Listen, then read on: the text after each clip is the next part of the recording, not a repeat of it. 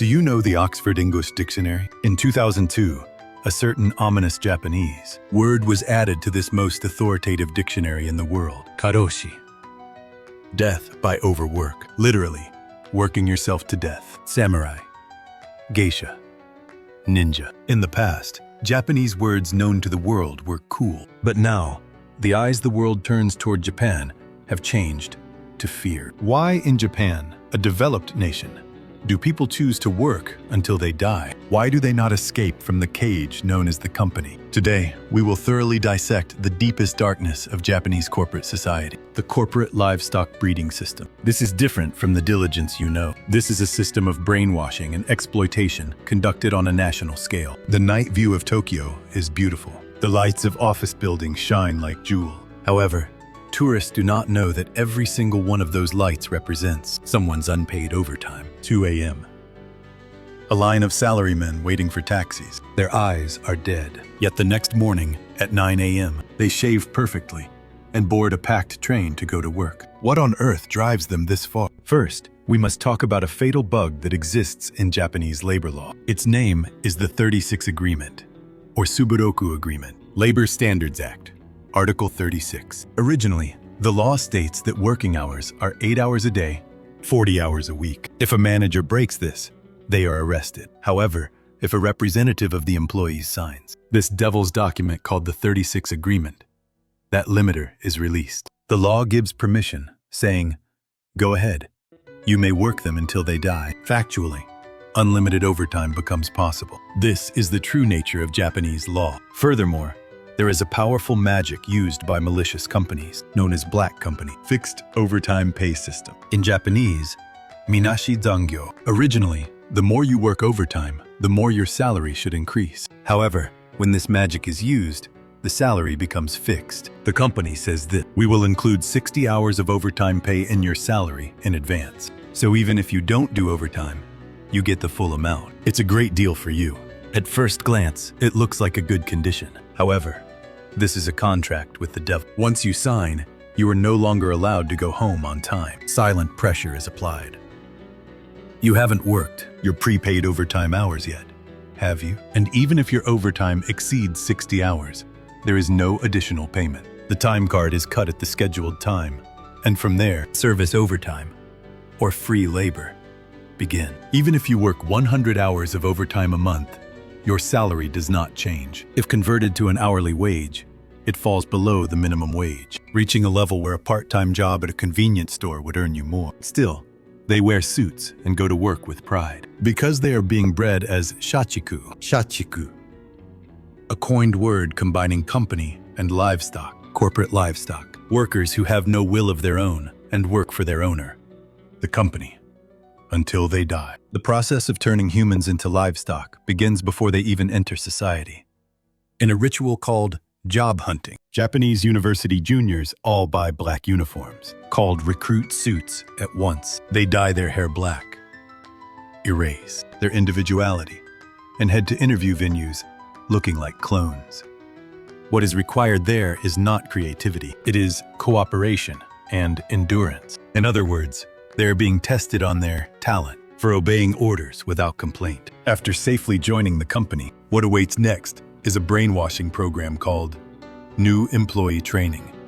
They are isolated in training camps deep in the mountains, and their mobile phones are confiscated. What takes place there is not education for skill improvement. It is the destruction and reconstruction of personality, shouting the company motto at the top of their lungs, being made to clean toilets with bare hands, enduring verbal abuse from superiors. These are all rituals to carve obedience to unreasonable orders into their bodies. They are taught.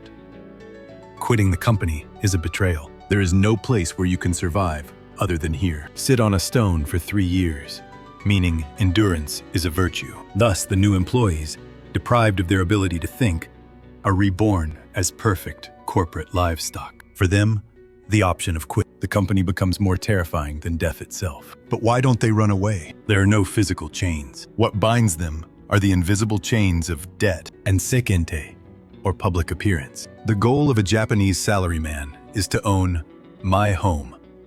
To buy a small house in the suburbs of Tokyo, they take on a huge debt called the 35-year loan. 35 years. The moment they sign this, they lose all escape routes. If they quit the company and their salary stops, they lose their house and leave their family on the streets. No matter how much power harassment they receive from their boss, no matter how painful the overtime is, they have no choice but to endure. For the sake of the loan, banks, real estate agents, and companies, this system is all rigged together. Japanese society as a whole is designed so that obedient workers cannot escape. The Japanese government has set a certain standard to prevent karoshi. That is the Karoshi line, 80 hours of overtime per month. If you work beyond this and die from brain or heart disease, the possibility increases that it will be certified as a work-related death. That is, death caused by the company. 80 hours a month. This calculation means working without weekends off and staying at the company until 10 p.m. every day. But surprisingly, this line is not a limit. It is merely a criteria to be certified after you are dead. In 2015, a tragedy occurred at Dentsu, Japan's largest advertising agency. An elite female employee who graduated from the University of Tokyo took her own life on Christmas Day due to overwork. A heartbreaking scream was left on her Twitter. "My body and mind are in tatters. I want to die. I want to sleep." Her overtime hours exceeded 100 hours a month. Her boss reportedly told her, "Wanting to sleep is a sign of weakness. Your hair is messy and your eyes are red. You have no femininity." This incident shook Japan, but the situation has not changed dramatically. Many companies use loopholes in the law to manipulate recorded overtime hours. They delete computer logs, turn off the lights, and keep employees working in the dark. Hidden overtime. Employees who are officially recorded as having left the office at 6 p.m. are actually illuminated by the light of PC screens in dark offices late at night. This is the scene that supports Japan's GDP. Also, Japan has a bad custom called communication. After intense work, if the boss says, "We're going drinking," the subordinates have no right to refuse. This is not a part. It is an extension of work. Pouring sake at an izakaya, listening to the boss's bragging, and enduring lectures. This is also unpaid labor. Going home on the last train, showering, sleeping for a few hours, and going to work again. They repeat this for decades. International viewers might wonder, why don't they fight? Why don't they strike? In France, this would be the level of a riot. But in Japan, the culture of not causing trouble for others is rooted too deeply. If I take a day off, I will inconvenience my colleagues. If I quit, I will inconvenience the clients. They are imprinted with the idea that leaving a hole in a project is a criminal act. That excessive sense of responsibility is the chain that kills them. Gammon. This is a Japanese word considered a virtue, meaning endurance or perseverance. But sometimes it becomes poison.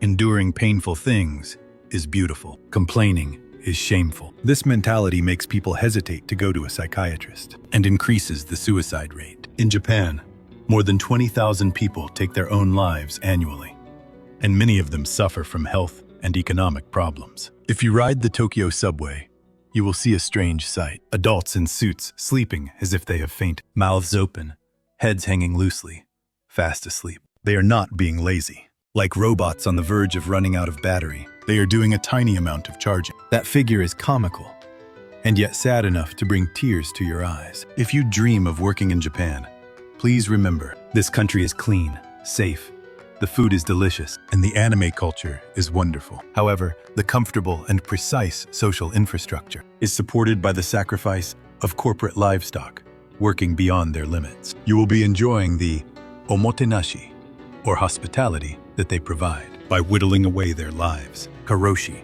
The day this word disappears from the dictionary seems to be far away. We should be allowed to rest more. We should be allowed to live more selfishly. However, looking at the morning rush hour in Tokyo, it seems that few people have realized that fact yet. This was Tokyo Fact Lab. On this channel, we dissect the reality of Japan not found in guidebooks. After watching this video, what did you think compared to the way of working in your country? Please let us know in the comments section. And if you found this interesting, please like and subscribe. Please value your own life more than your work.